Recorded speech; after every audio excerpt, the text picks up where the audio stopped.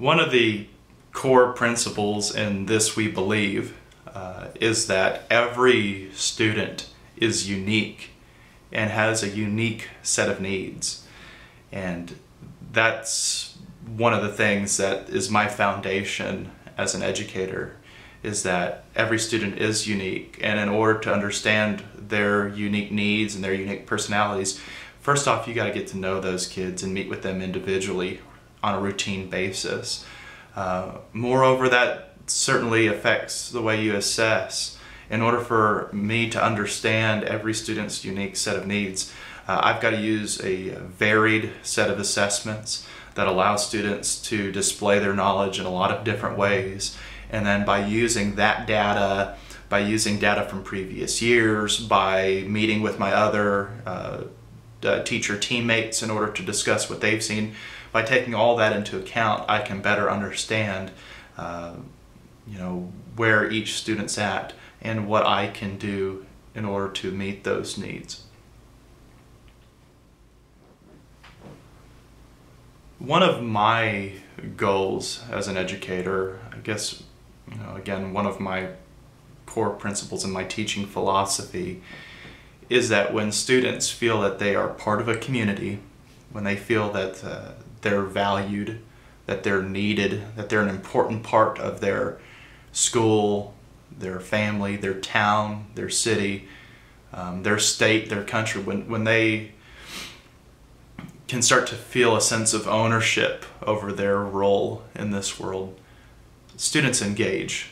They engage in the classroom, and they start to set their own learning goals.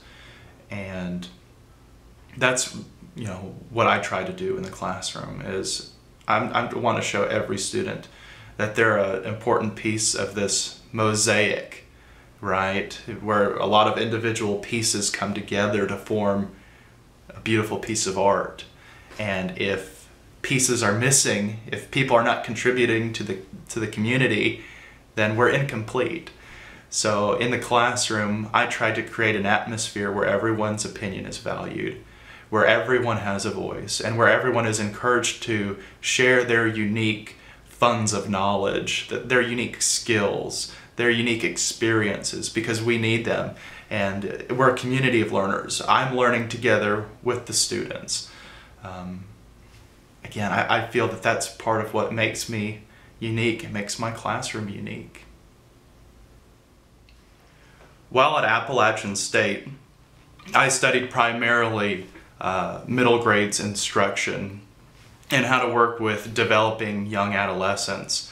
Our instruction was, of course, based on how to understand curriculum and to deliver that curriculum. I'm very comfortable with vertical and horizontal curriculum mapping. We've taken those curriculum maps and applied them to textbooks in order to find where we need to supplement. I know those skills. But in addition to that, there's been a heavy focus for me on being developmentally responsive. Understanding where your students are at socially, physically, mentally in their development, and adapting your instruction accordingly.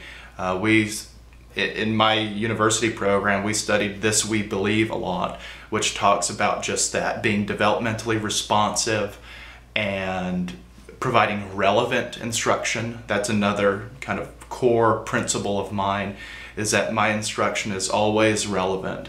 Students are always able to see how what we're studying applies to real life. And once they make that relevant connection, they're able to engage the instruction in a unique way. Also, at Appalachian State, we have really worked hard in learning to work in interdisciplinary teams. We talked about those vertical curriculum maps. It's basically understanding what the other teachers on our team are working on and how to incorporate every subject into our content area. And I think I have a unique ability to create. That's one of the reasons I love teaching, is it really allows me to employ my creative side in instruction design. And I feel that I'm really skilled at taking other subjects and implementing them into my instruction to enhance what the students are learning. Just recently we designed an interdisciplinary unit based upon global warming and man's effect on the environment, because we saw that as a common theme throughout the 7th grade curriculum. So in science, students were discussing atmosphere and those parts of the curriculum. Social studies was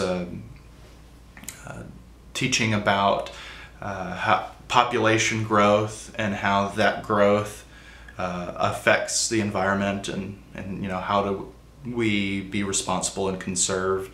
And then same thing in mathematics and language arts. We wrote persuasive essays to the principal, where the students suggested a way that the school could be more green friendly, and it was their job to persuade their audience, in this case the principal, to take to heart their suggestion.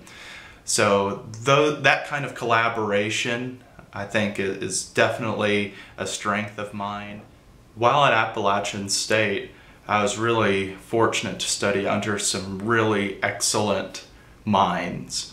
The director of the middle grades program, Ken McEwen, is a 2-time president of the National Middle School Association. He's lovingly called the godfather of middle grades there at the university, and he's frequently traveling across the nation and even internationally to meet with school districts and discuss their middle grades programs.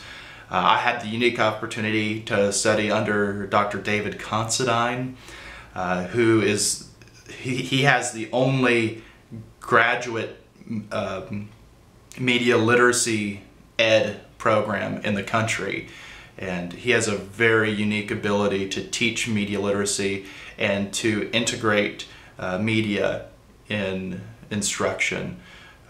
So I consider myself very lucky to have studied under each of those, and the list goes on. I've studied under, North Carolina and South Carolina former presidents of their state middle school associations, principals of the year, teachers of the year, I mean, you name it. I've been very fortunate to learn from a lot of different points of view, and I feel that my education at Appalachian State has really prepared me to succeed in any classroom environment.